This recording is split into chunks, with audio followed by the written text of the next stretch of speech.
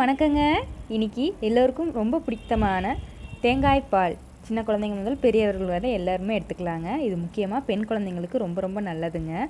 பெண் குழந்தைகள் வீட்டில் இருந்தால் கண்டிப்பாக இது சிறு வயதிலிருந்தே அவங்களுக்கு சாப்பிட பழக்குங்க. ஆண் குழந்தைங்களுக்கும் கொடுங்க, நெஞ்சு நல்லா பலம் கொடுக்குங்க. எப்படி செய்கிறதுன்னு பார்க்கலாங்க. வாங்க வீடியோக்குள்ளே போகலாம். இந்த தேங்காய் பால் செய்கிறதுக்கு முக்கியமானதுங்க நல்ல தேங்காயாக இருக்கணுங்க. பால் தேங்காய்ன்னு சொல்லுவாங்கங்க. நடுத்தரமாக இருக்கணுங்க. ரொம்ப இளந்தேங்காயும் இருக்கக்கூடாது, முத்தின தேங்காயும் இருக்கக்கூடாது. வாங்க அதை வெட்டி எடுத்துக்கலாம்.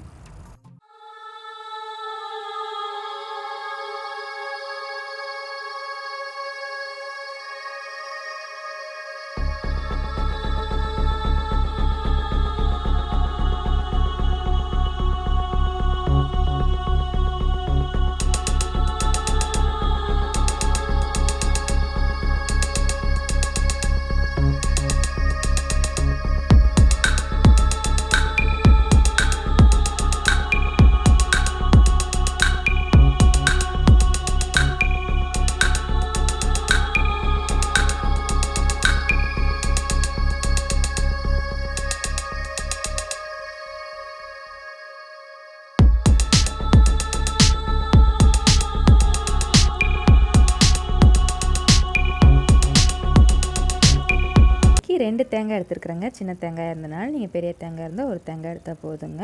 ஒரு 5 ஏலக்காய் போட்டுக்கலாங்க. இது கூடவே கொஞ்சோண்டு நம்ம சுக்கு சேர்த்துக்கலாங்க. பெரும்பாலும் தமிழ் பலகாரங்களில் பார்த்திங்கன்னா வெல்லம் கருப்பட்டி சேர்க்குற பலகாரங்கள் பாதி பலகாரங்களில் சுக்கு கண்டிப்பாக சேர்த்துருப்பாங்கங்க.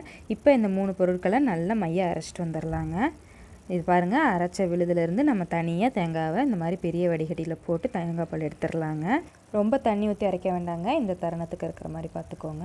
அடுத்தது ஒரு கனமான பாத்திரத்தில் நான் ஏற்கனவே 2 கிளாஸ் பக்கம் தண்ணி ஊற்றி கொதிக்க வச்சுருக்குறேங்க. அது கூட 2 ஸ்பூன் பச்சரிசி மாவுங்க தண்ணியில் கரைச்சி வச்சுருக்கிறேன். அதையும் இது கூட சேர்த்துக்கலாங்க. சேர்த்து நல்லா ஒரு கொதி விட்டுக்கலாங்க. இது கூடவே நம்ம உளுந்த மாவு ஒரு 2 கரண்டி சேர்த்துக்கலாங்க. சும்மா கொஞ்சமாக தாங்க சேர்த்துக்கிறேன். நீங்கள் எங்கடா துளுண்டுக்கு தனியாக அரைச்சிட்ருக்கணுமான்னு யோசிச்சுட்ருக்காதீங்க. இட்லி மாவு காட்டுறப்பவே இந்த உளுந்துக்கும் ஆட்டுவீங்க இல்லைங்களா, அதை கொஞ்சோண்டு எடுத்து வச்சுக்கிட்டு அன்றைக்கி கூட இதை செஞ்சு கொடுங்க. குழந்தைங்களுக்கு வாரத்துக்கு ஒரு தடவை இதை செஞ்சு கொடுங்க. சுக்கெல்லாம் சேர்த்துருக்கிறதுனால அது நல்லதுங்க. இப்போ பாருங்கள், உளுந்து போட்டோன்னே நல்லா கெட்டியாயிருச்சு பாருங்கள். இந்த அளவுக்கு வருங்க. நல்லா கொதிக்க விட்ருங்க. ரொம்ப தண்ணியாட்ட வச்சாதாங்க நேரம் ஆக இது இஞ்சிக்கும். தண்ணியாட்ட வச்சுருங்க. ஒரு அரை மணி நேரத்துலேயே நல்லா இஞ்சிக்குங்க. இது கூட நம்ம நான் கருப்பட்டி நல்லா காய்ச்சி வச்சுருக்கிறேங்க. வடிகட்டி எடுத்து வச்சுருக்கிறேன், அதை சேர்த்துருக்குறேங்க. இப்போ 2 தேங்காய்க்கு நான் ஒரு 1/4 கிலோ பக்கம் கருப்பட்டி எடுத்துருக்குறேங்க. இது சேர்த்துக்கலாங்க. கருப்பட்டி இல்லைன்னா பரவாயில்லைங்க, வெல்லம் கூட சேர்த்துக்கலாம். ஒரு 2 அச்சு கருப்பட்டிங்க.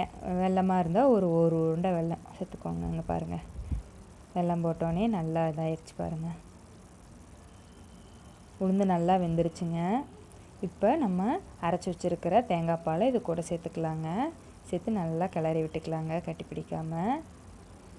தேங்காய் பால் நல்லா கொதிச்சு வரணுங்க. நல்லா பொங்கி வரும். பெரிய பாத்திரத்தில் கூட வச்சுக்கோங்க உங்களுக்கு பயமாக இருந்தால். கிளறி விட்டுக்கிட்டே இருங்க. இந்த அளவுக்கு தண்ணியாக இருக்குதுன்னு பார்க்காதீங்க.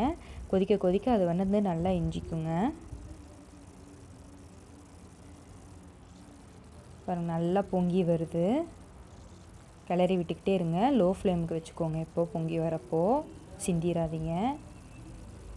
நல்லா பெரிய பாத்திரமாக வச்சுக்கிட்டிங்கன்னா உங்களுக்கு சிரமம் இருக்காது. அவ்வளோதாங்க, நல்லா கொதிச்சு வந்துருச்சு. இது கூட நான் முந்திரி திராட்சை போட்டு நல்லா நிறையா நெய் ஊற்றி நல்லா வறுத்து வச்சுருக்குறேங்க. அதை நம்ம சேர்த்துக்கலாங்க. சேர்த்து நம்ம அடுப்பை நிறுத்திடலாங்க. இது விருப்பப்படுறவங்க கடைசியாக இந்த தேங்காய் நம்ம திருவண்ண தேங்காவை கொஞ்சோண்டு இது சேர்த்துக்கலாங்க. அடுப்பை நிறுத்தினதுக்கப்புறம் இது சேர்த்தா சாப்பிட்றப்ப நல்லா இருக்குங்க. அதுக்காக தாங்க. அவ்வளோதாங்க, ருசியான சத்தான நெஞ்சுக்கு பலம் கொடுக்கக்கூடிய தேங்காய் பால் தயார். செஞ்சு பார்த்துட்டு எப்படி இருக்குன்னு சொல்லுங்கள். நன்றி, வணக்கம். எங்களது செய்முறை உங்களுக்கு பிடிச்சிருந்தா எங்கள் தாய் சோ சேனலுக்கு லைக் பண்ணுங்கள், ஷேர் பண்ணுங்கள், மறக்காமல் சப்ஸ்கிரைப் பண்ணி பெல் பட்டனையும் கிளிக் பண்ணிடுங்க.